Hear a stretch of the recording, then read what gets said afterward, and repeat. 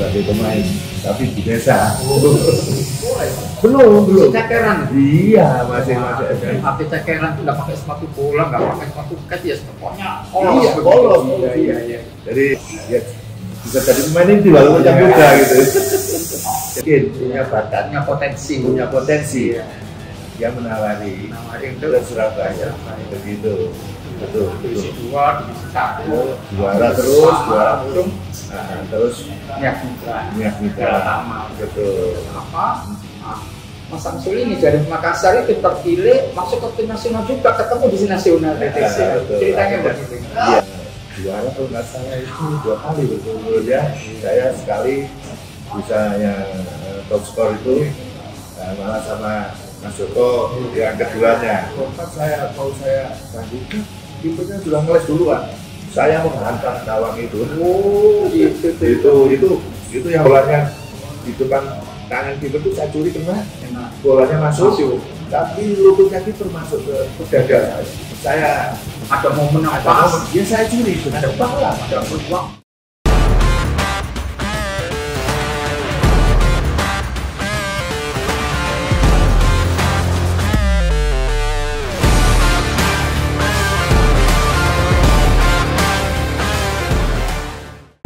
Bismillahirrahmanirrahim.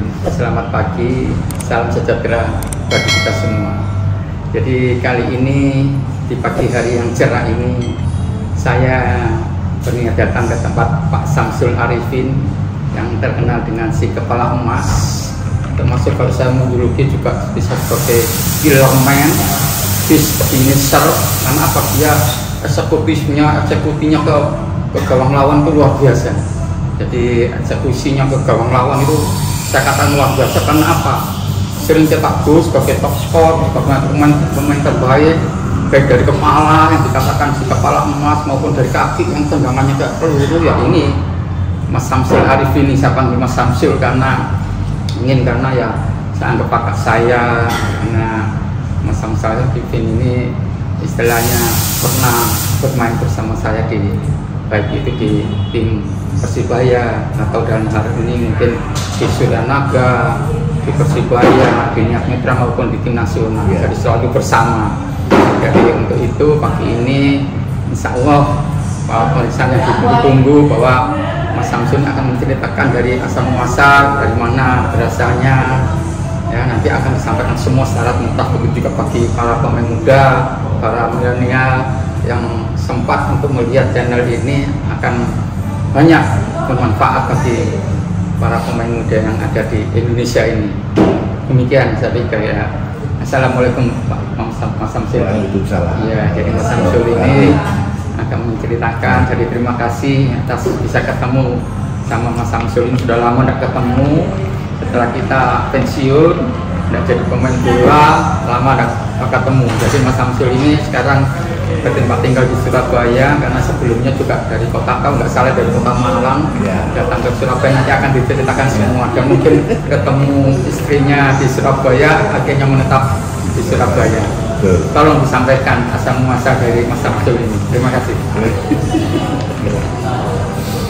Ya, terima kasih Mas Joko. Saya akan menceritakan tentang perjalanan karir sepak bola saya dari kecil sampai dewasa, dari desa kelahiran saya, desa apa itu? Desa Sananrejo, Desa Sananrejo, Kecamatan Duren, Kabupaten Malang. Kira-kira dari Malang berapa kilo ke? Masih 25 kiloan. 25 kilo ya. Termasuk dari Duren ke Sananrejo tadi itu. Dari Malang. Dari Malang. Iya. Dari Malang ke Sananrejo, Duren itu ya. 25 kilo. Iya. Jauh juga, lumayan lah.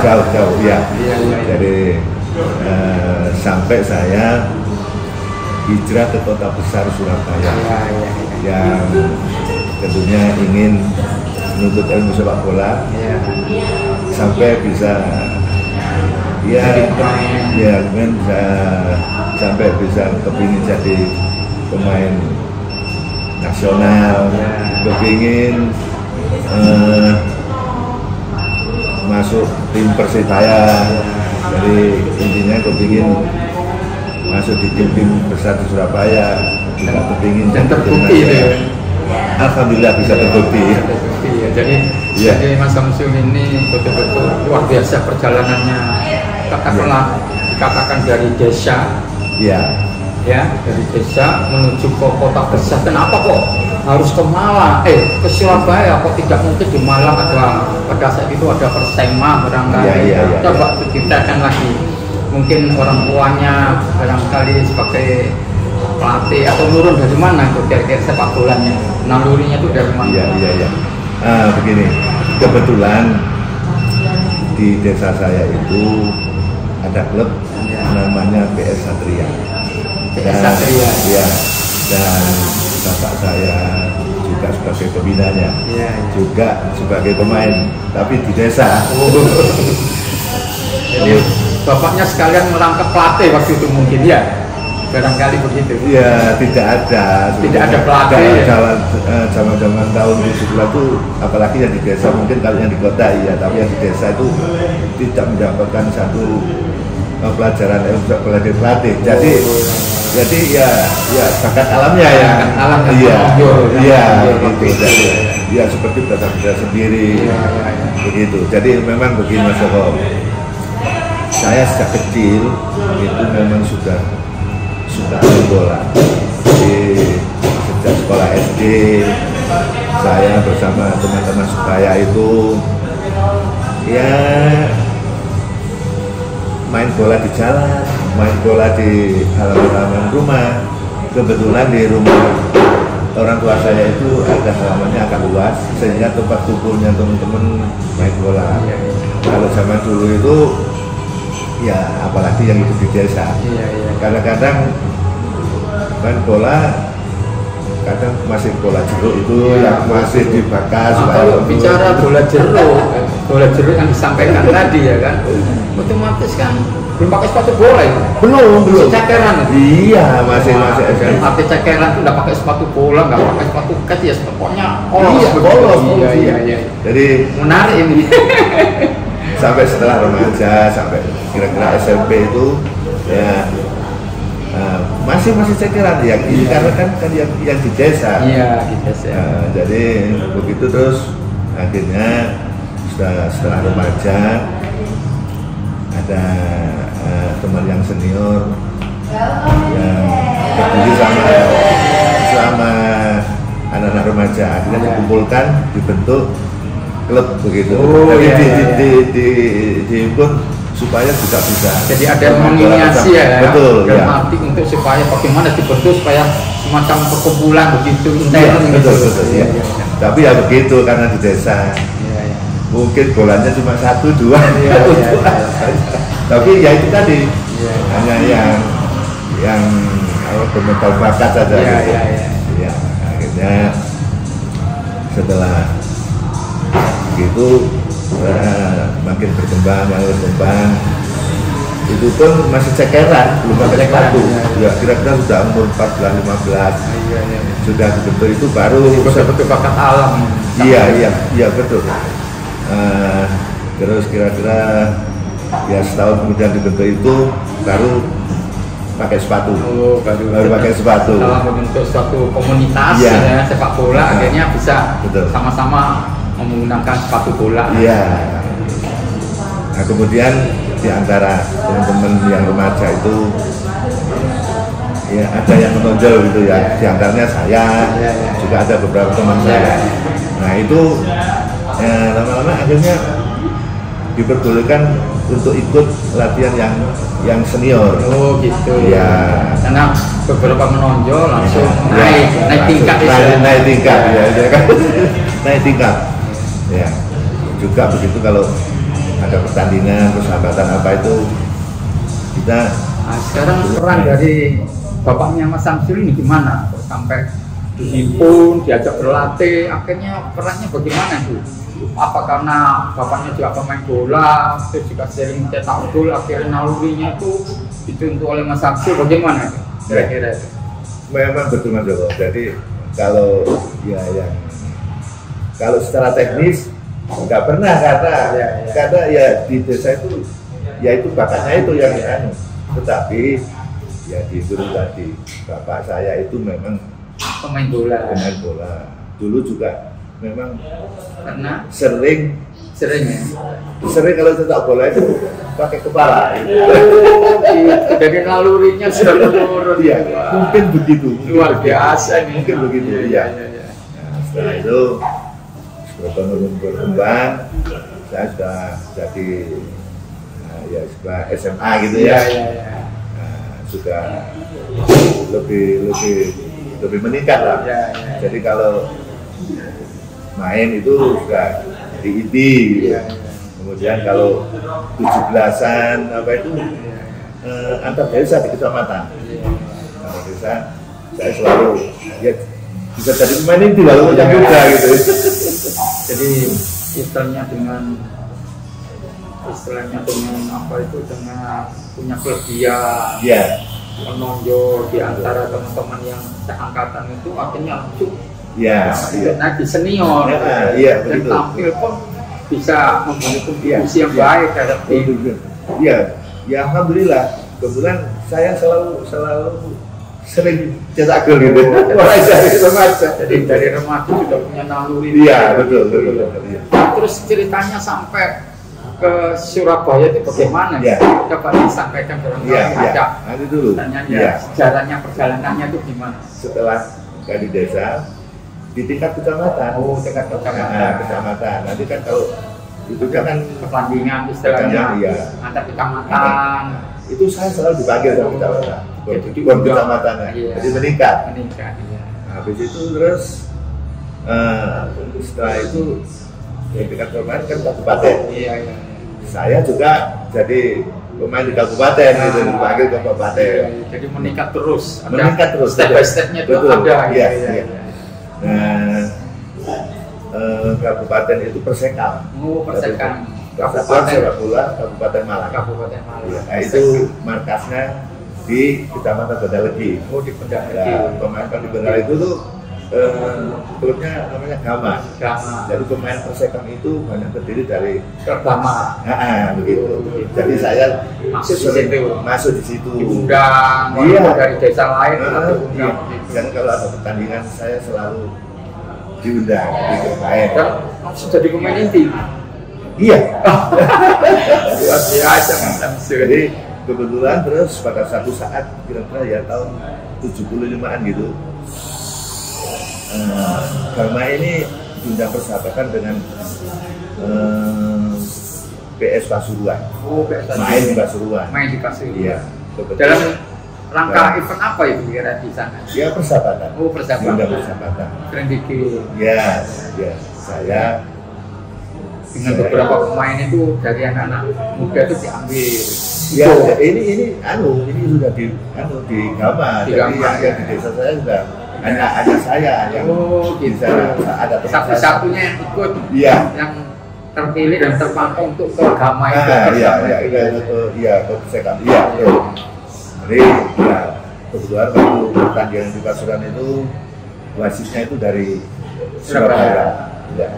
Kemudian mungkin menurut pandangan wasit itu saya dianggap mungkin punya bakat, punya potensi. Dia menawari ke Surabaya. Begitu. Jadi kemudian Pak Wasit ini melalui manajernya Gama itu bilang sama saya. Kemudian saya bilang sama Bapak saya mendukung, memberikan izin dan sekaligus juga mendoakan berangkatlah saya ke Surabaya gitu. Akhirnya di Surabaya ternyata saya sama almarhum Pak Wasit itu tadi, Pak Wasit kalau nggak salah namanya, itu dimasukkan di Mitra. Oh, Mitra Surabaya. Mitra, tapi waktu itu masih anggota amatir. Persebaya. Amatir. Iya. Persebaya. Mitra. Pelatihnya apa nggak salah Pak Andi Slamet waktu itu mungkin ya? Mitra Surabaya. Waktu itu belum Pak Andi. Belum masih kakaknya. Oh, kakaknya. Iya. Begitu terus ya saya ke sana. Ini kesempatan sudah belajar bola yang akhirnya sudah menentukan di dilatih oleh beberapa pelatih senior yang di sana, ya seperti Om Andi Slamet, seperti Pak Ngurah Rai, itu yang dulu melatih di Mitra Amatir itu. Dan itu saya masuk sana itu masih kelas 2. Kelas 2 di Inter. Oh, Persebaya. Nah, kan ada kelas 2, divisi 2, 1 utama. Iya. Jadi divisi 2. Ya, alhamdulillah perjalanan tim Mitra itu lancar. Kedua langsung juara, naik ke 1, juara lagi ke divisi utama. Terus tapi itu baru kan yang Mitra ya. Jadi perjalanannya karir dari Mitra Surabaya sampai ke Niak Mitra itu yang melalui itu, jam lagi itu ya. Divisi 2, divisi 1, juara langsung, terus Niak Mitra utama. Betul. Jadi ya alhamdulillah saya juga ya selalu menjadi penyumbang gol terbanyak tadi. Jadi itu kan begini, pada saat ke Galatama itu kan Mas Samsul ini kan ikut Persibaya dulu sebelum waktu itu. Iya, jadi ini saya ke hijrah ke Surabaya itu kan kira-kira pertengahan tahun 75. Iya. Jadi tahun 76 awal saya sudah dipanggil Persibaya B. Iya. Nah, gitu. Nah, Persibaya B. Ya karena yang di senior itu terdiri dari masih Mas Kadir, masih yang pokok itu kan. Kalau salah saya sudah di senior. Iya, sama juga sudah. Paling muda anak 5 yang setelah Suratin itu. Iya. Nah, ekspresinya sama gabung sama Mas Tito, Mas Kadir, Mas Sibawan, Ahmad. Iya. Saya masih istilahnya Mas Bodong banyak. Iya, saya masih di B. Di B. Tetapi kadang-kadang kalau yang senior itu yang A itu main, saya diundang juga. Oh, saya ikut masuk. Iya, tapi cadangan. Oh, gitu ya. Jadi pada saat Persibaya juara nasional perserikatan itu tahun 78 itu belum ke senior ya, belum ikut main. Belum. Itu di B. Nah, terus pada saat itu setelah tim Persibaya senior juara tahun 78 itu di Senayan final lawan Persija, itu kan langsung ada 9 pemain yang masuk ke Niak Mitra. Apa itu sudah di Niak Mitra? Apa masih memperkuat Persibaya B itu? Belum. Gimana tuh prosesnya? Oh begini, itu kan kalau nggak salah itu kan sampean juara di situ. Ya, saya masih di B. Saya masih di B. Terus ada pertandingan di mana itu? Nah, itu saya kan nggak ikut yang di Jakarta. Saya yang di B dikirim ke Yusuf Makassar. Ya. Itu turnamen di situ. Terus setelah itu baru dipanggil nasional, mungkin menonjol dipanggil nasional. Betul. Jadi dari disitulah ya nggak tahu saya tahu dipanggil. Akhirnya ketemu sampai di Jakarta. Jadi pada saat saya dari Persibaya senior juara itu ada beberapa dipanggil nasional, seperti Dono Asnam, Dono Fauza, Budi Santo, Budi Kaudas apa. Mas Samsul ini dari Makassar itu terpilih masuk ke tim nasional juga, ketemu di nasional TTC. Ceritanya begitu. Iya, karena kan kita sama-sama DC di Ragunan. Untuk mempersiapkan mau ke Korea. Iya, ke Korea. Presiden Cup ya. Iya. Jadi begitu ya, itu sekitar tahun 79-an itu. 78. Iya, 78. Iya, juara kedua. Ya, dari situlah akhirnya terus bisa berkembang. Ya, untuk di Niak Mitra, ya kan kalau di nasional kan setelah ada event sudah pulang, untuk jadi main di Niak Mitra. Ya, akhirnya selain bergabung di tim nasional, kita di Niak Mitra kita bergabung juga kan, ketemu. Iya kan? Jadi kenapa saya 9 orang yang dari Persibaya masuk ke Niak Mitra, Mas Samsul ini dari Mitra Surabaya ke Niak Mitra, jadi ketemu di sini juga. Betul. Terus ketemu di nasional juga. Gitu. Ya, kita sama-sama di Mitra, kita sedang mengalami juara juga kan gitu. Jadi alhamdulillah saya diangkat dari Mitra Amatir sampai situ ada sama-sama. Saya sudah bersyukur bisa memperkuat tim besar seperti yang kita kala itu bisa juara kalau nggak salah itu 2 kali betul ya. Saya sekali bisa yang top skor itu, malah sama Mas Joko yang keduanya. Nah, jadi gini, jadi setelah cerita tentang perjalanan dari mana tuh desa Sanarjo terus ke termasuk daerah Duren, Kecamatan Duren dan dari arah Malang terus ke Surabaya, ikut ke Surabaya, akhirnya ikut ke Surabaya, ikut ke Niat Mitra, ya kan? Terus perjalanannya begitu. Nah sekarang begini, saya tanyakan ya, ini tentang masalah barangkali keluarga. Ketemu istri itu di mana? Nah, saya lihat kok sekarang Mas Samsul dari orang Malang, setelah pensiun jadi pemain bola nggak kembali ke Malang, tapi ternyata tetap di Surabaya. Apa istrinya asli Surabaya? Bagaimana ceritanya? Coba ceritakan. Ini penting sekali ini juga. Iya. Diketahui oleh para peminseng atau para pemain muda. Coba ceritakan. Ya, kebetulan istri saya itu bukan penggemar bola sebetulnya. Cuman ya cepat. Oh iya. Jadi saya itu dikenalkan oleh teman saya gitu aja, karena ya mungkin jodoh ya. Jadi akhirnya, jadi saya nggak kenal di lapangan, nggak kenal kemana, jadi dikenalkan ke sini. Mungkin karena saya juga ya sudah dikenal orang banyak. Akhirnya dia juga ya akhirnya ya terus jadi keluarganya berapa, putranya berapa, putrinya berapa, barangkali mungkin Mas yang sudah rumah tangga berapa, ya. Bisa disampaikan barangkali. Oh iya. Lengkapnya begitu. Ya, anak saya 4. Jadi yang nomor 1 sudah keluarga juga, nomor 2 sudah keluarga.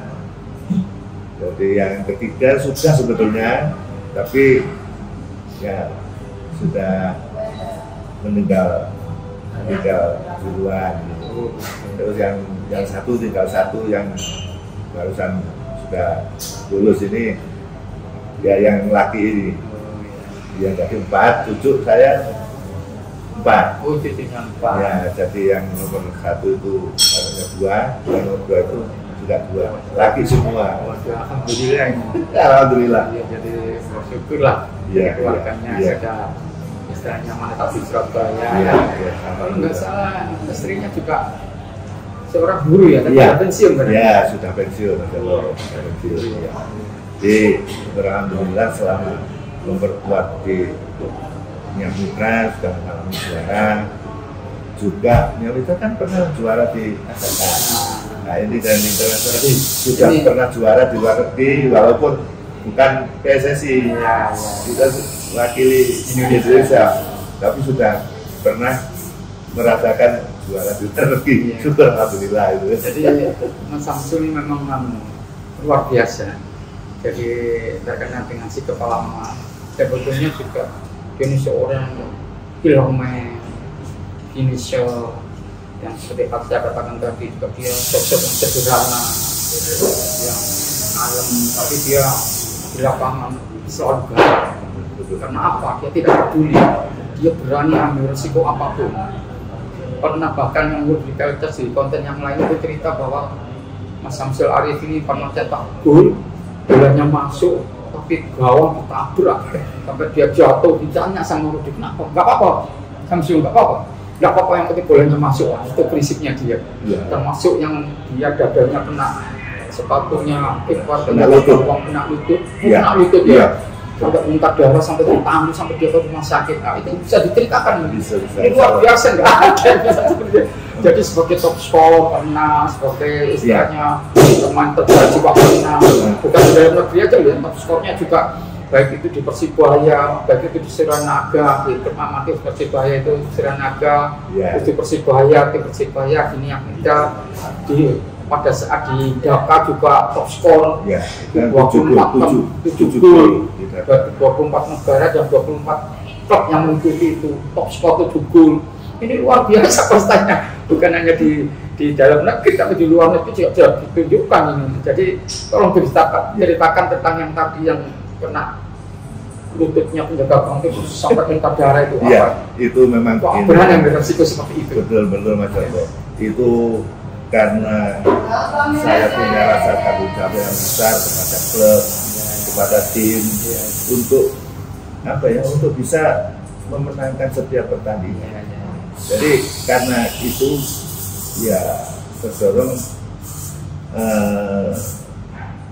untuk tanggung jawab itu. Jadi yang penting timnya menang. Yang penting timnya menang. Jadi meningkatkan apa ya, keberanian. Makanya saya sampai yang seperti tadi diceritakan itu betul. Saya kan kalau kan main striker, kalau bola diangkat dari saya jauh itu, kalau saya bisa, saya curi, saya heading. Kalau nggak bisa, saya mesti biasanya saya ganggu kiper, lompat saya mesti ganggu lompat gitu Mas Om. Tapi kala itu, waktu itu begitu kiper lompat saya ganggu, kipernya sudah ngeles duluan. Saya menghantam gawang itu. Oh, gitu. Itu yang pertama. Jadi habis itu saya nggak apa? Ditanya oleh dikeles itu ya? Iya, itu betul. Tapi yang waktu itu nggak kena tuh. Tapi yang kedua ada main lagi, suatu saat main lagi ada tendangan bebas dari dari kiri, tendangan bebas. Kiri luar, dari Makassar. Iya. Bola itu kiper itu keluar, ambil bola terbang gini. Nah, saya terbang dari sama terbang itu sama terbang. Jadi saya itu bukan yang bola tinggi lompat gitu, bukan, tapi ya alhamdulillah saya itu seperti terbang harimau. Begitu ya begitu. Luar biasa. Betul. Itu begitu bolanya di depan tangan kiper itu saya curi kena, bolanya masuk. Tapi lututnya kiper masuk ke dada saya. Entah darah itu. Nah, saya sampai terus begitu mau selebrasi gitu, saya nggak bisa karena napas saya tinggal separuh. Iya betul. Akhirnya saya ke tepi, ke Om Basri, ke pelatih. Mulut saya keluar darah, saya bilang itu.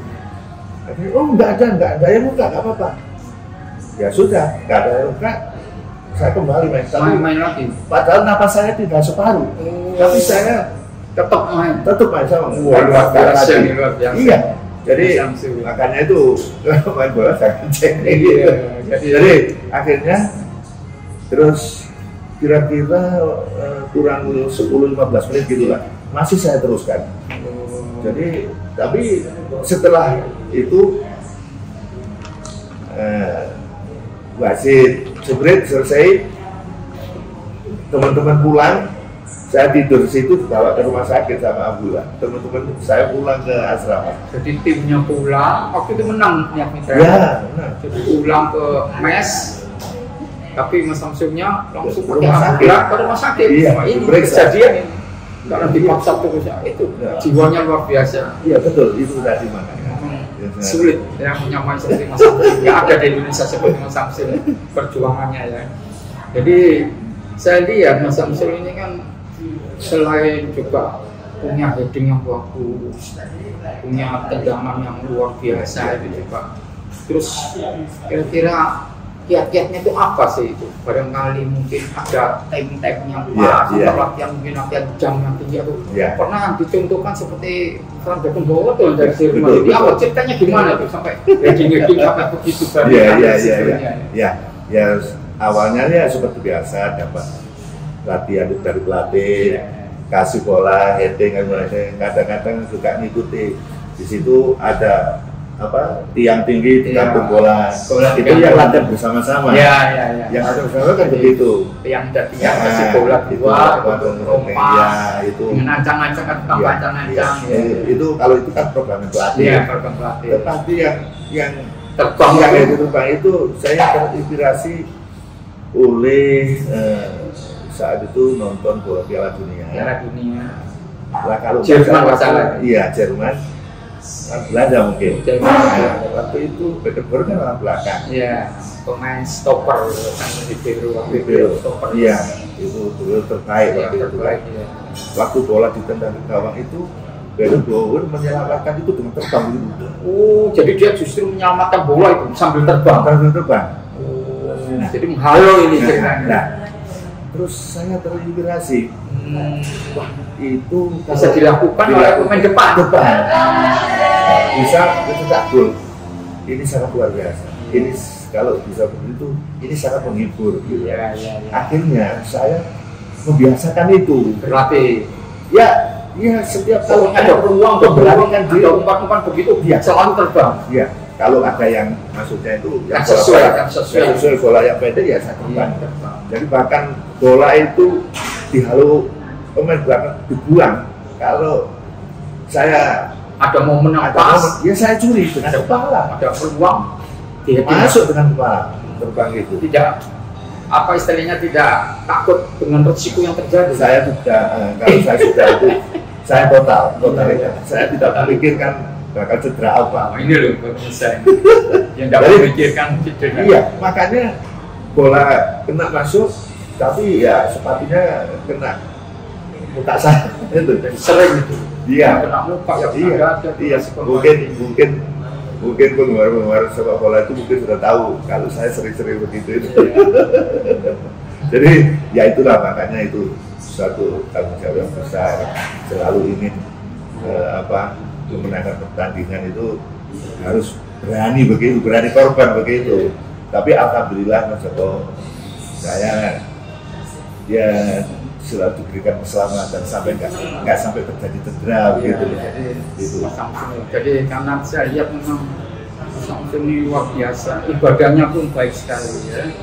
Ibadahnya baik, orangnya sederhana, tidak neko-neko, disiplin tinggi, selalu menambah latihan-latihan. Bisa lihat begitu, Mas Samsul, iya kan? Benar kan? Nah makanya ini pemain muda juga perlu itu untuk keteknya Samsul. Memang begitu, Mas Joko, dari pemain muda. Kalau mau maju harus punya kemauan yang keras untuk maju. Artinya yang keras itu apa? Ya kalau kita latihan kan dapat ilmu sepak bola dari pelatih, para pelatih ya. Tapi di luar itu harus ada ekstra sendiri, kreatif. Jadi harus nambah sendiri. Sesuai dengan kekurangan. Sesuai dengan kekurangan kita yang tahu kan kita. Iya, yang tahu kita. Jadi kalau habis latihan dengan pelatih nanti yang kira-kira kurang ya diulang sendiri gitu, Pak. Atau biasanya Mas Joko, itu yang kalau soal stamina dan fisik yang bisa saya tahu kan kita sendiri. Jadi kalau kita kurang ya di luar pelatih kita ekstra nambah sendiri. Mungkin dulu Mas Joko kan juga begitu. Kalau siang masih kalau dulu tapi tidak tahu sekarang. Saya juga begitu, siang kalau kondisi masih semua pemain begitu. Iya, makanya itu ekstra. Untuk seperti yang pernah saya ceritakan pada konten-konten sebelumnya itu bahwa kita itu di tim Niat Mitra ini mau menggeser salah satu pemain yang pemain inti itu, sangat sulit itu. Karena masing-masing kalau latihan tambah latihan ekstra itu sembunyi-sembunyi, ya kan begitu.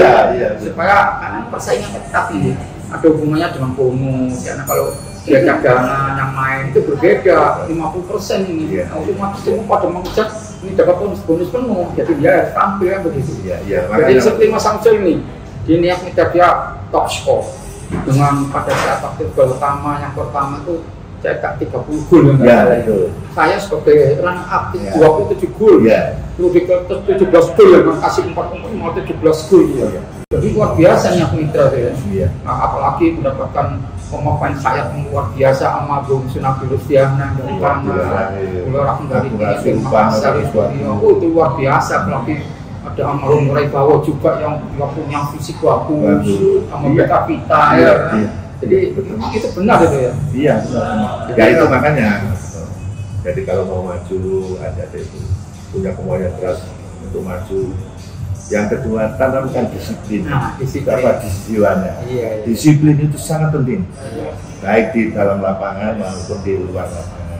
Jadi ini tips luar biasa dari Mas Samsul ini, harus diperhatikan ini kalau pemain muda. Jadi kalau di luar di dalam lapangan, ya tahu saat berlatih sama pelatih, terutama di dalam pertandingan. Kalau di luar lapangan, ya kita harus bisa menjaga diri kita sendiri, nggak ngumbal tenaga supaya tetap fit begitu. Jadi begini Mas Samsul, saya lihat Samsul ini kan pada saat jadi striker, saya kan waktu itu striker dari Persibaya junior, senior tetap striker. Termasuk ke Niak Mitra juga striker. Pada saat itu Mas Samsul kan pernah main di Benan luar, main juga mungkin di second striker juga di belakang saya. Nah, kenapa kok pada saat di Bang Lagos itu saya cedera, mungkin pada saat itu saya lihat Mas Samsul langsung diposisikan di striker. Kenapa?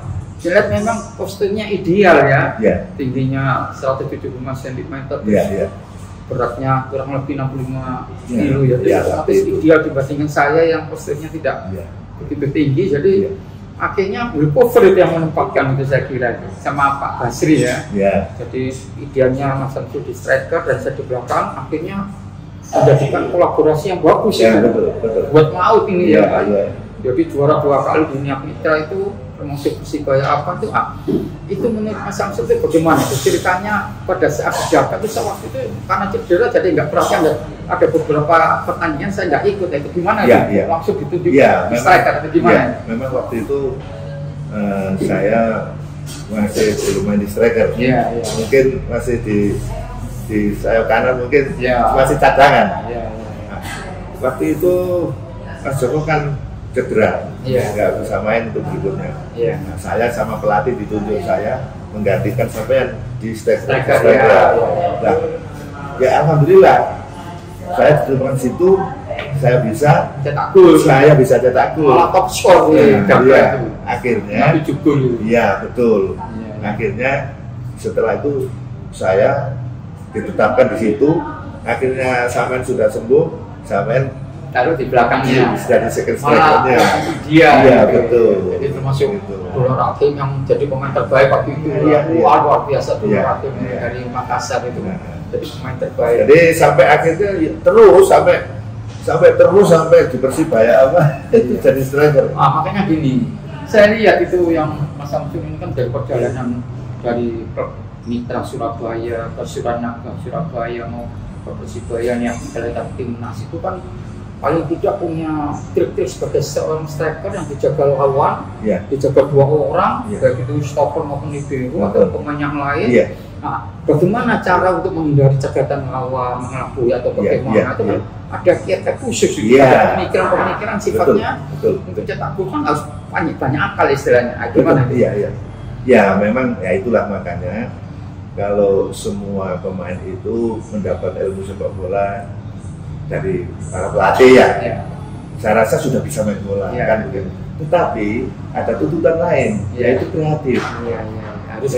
Harus kreatif. Contoh makanya kalau saya sebagai striker saya kan mesti dijaga ketat oleh dijaga ketat yang saya katakan tadi kedua orang 3 orang bagaimana caranya bagi sebagai top skor pasti bagaimana caranya kita bisa menghindar dari penjagaan yang ketat, dari cegatan lawan itu ya harus banyak pergerakan dan juga harus saling pengertian sama teman yang lain, mungkin sweet position, gantian posisi yang sekiranya bisa mengelabui lawan, harus menghindar, harus jangan cuman statis gitu artinya jangan kalau diam di tempat, jadi harus bergerak kemari. Kalau terus itu bukannya ke saya lari itu pokoknya di depan itu luas. Saya lihat bahwa pada saat saya sebagai seorang second striker sebagai pemain bilang pada saat melampaui Mas Samsul pada saat menyerang, terus Mas Samsul langsung mengganti posisi saya di gelandang. Seperti memang waktu saya main sama Mas Joko selalu begitu karena sudah komunikasi. Sudah komunikasi. Jadi Mas Joko minta kan kalau saya diganti. Kalau diganti itu saya pasti mengganti sementara. Kalau itu back position baru dari normal. Jadi pemain striker itu bukan berarti hanya berdiri di depan Kalau ada teman, kita kan main tim, jadi harus ada kerjasama. Kalau teman sudah berat untuk kembali kita ganti posisi. Bahkan pernah saya main striker waktu itu yang Fitra main di Medan. Saya serangan ke lawan di darat mungkin Mas Joko sudah di Yanita Utama saya pindah waktu itu. Saya ngasih bola kepotong. Iya. Wah ini kesananya ada serangan balik. Iya. Itu saya mengejar itu sampai turun sampai di gawang saya sana. Iya. Saya udah situ sama main di sana tinggal nyodok ke gawang. Untungnya saya bisa moto. Itu sampai saya ngejar sampai bahkan saya striker. Karena saya salah.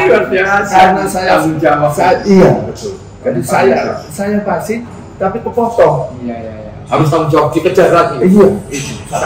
Sampai saya turun sampai ke gawang.